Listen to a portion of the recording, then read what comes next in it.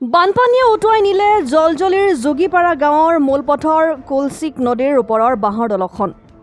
দৰঙৰ মংগলদৈ বিধানসভা সমষ্টিৰ জলজলিৰ যোগীপাৰা গাঁৱৰ মূলপথৰ কুলচিক নদীৰ ওপৰত থকা বাঁহৰ দলংখন বাঢ়নি পানীয়ে উটুৱাই নিয়ে।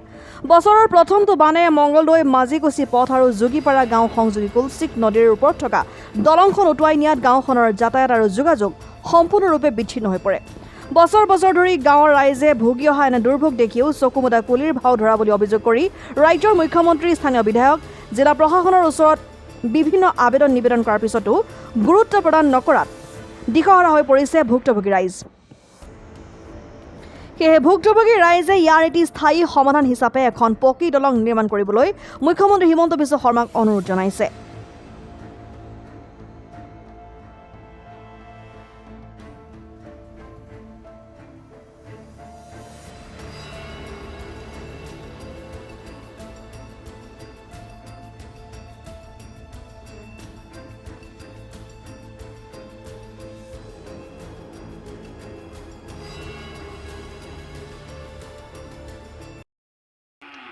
মই এই গাঁৱৰে গাঁওবুঢ়া আৰু এইটো আমাৰ এইখন গাঁও যোগীপাৰা আৰু যোগীপাৰাৰ গাঁৱলৈ যোৱা এইটোৱে ঘাইপথ আৰু এই ঘাইপথৰ ওপৰত মাজিকুছি পথৰ পৰা আমাৰ এই গাঁৱলৈ সোমাই অহা এইখনে একমাত্ৰ বাঁহৰ দলং আৰু এই বাঁহৰ দলংখন আমি প্ৰত্যেক বছৰে দি থাকোঁ আৰু প্ৰত্যেক বছৰে মানে বানপানী আহিলে উটুৱাই লৈ যায়।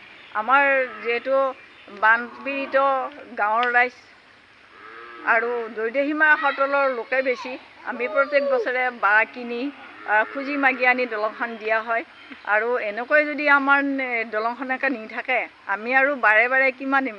আমি চৰকাৰৰ ওচৰত আৰু এই দলং বিভাগৰ প্ৰত্যেকটো বিভাগতে আমি বহুত আবেদন নিবেদন কৰিলোঁ, আনকি মুখ্যমন্ত্ৰীৰ ওচৰত নিজাতে আবেদন কৰা হৈছিলে দলংখনৰ কাৰণে আৰু MLA ছাৰ, DC ছাৰ, তেওঁলোককো চাৰ্কুল ছাৰ তেওঁলোককো আমি এই দলংখনৰ বিষয়ে অৱগত কৰা হৈছিল আৰু বহুত আবেদন নিবেদন কৰা হৈছিল। তথাপিতো আজিলৈ এই দলংখন কোনো পধ্যে মেৰামতিৰ নামতো সম্পূৰ্ণ কৰি দিয়াৰ নামতো নাই, মেৰামতিৰ নামতো মানে আমি এতিয়ালৈ পইচা পাই পোৱা নাই আৰু পঞ্চায়ততো আমি বহুত জমাধন থকা বুলি আমি আবেদন কৰিছিলোঁ। তাৰ পৰা আমাৰ কিছু দি দলংখন আমি বাঁহেৰে হ'লেও কৰি লওঁ এই বুলি আমি ৰাইজে গৈ আবেদন নিবেদন কৰা হৈছিল, কিন্তু আমাৰ কথাত কোনো গুৰুত্বই নিদিলে। এইবাৰো আমাৰ ইলেকশ্যনৰ আগত দলংখন কৰি দিম বুলি MLA ছাৰৰ ওচৰত আমি আবেদন কৰিছিলোঁ আৰু MLA ছাৰে আমাৰ DC ছাৰৰ ওচৰতো আবেদনখন দিব দিছিলে, আমি সেইমতে দিছিলোঁ আৰু DC ছাৰেও কৈছিল বোলে আমি কিবা এটা কৰি দিম, কিন্তু আমি আশা পালি আছোঁ।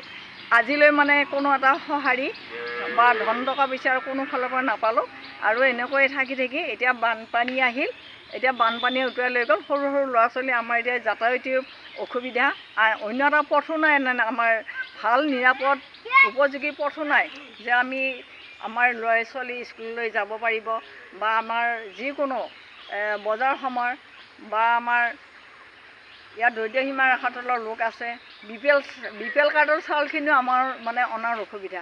আনকি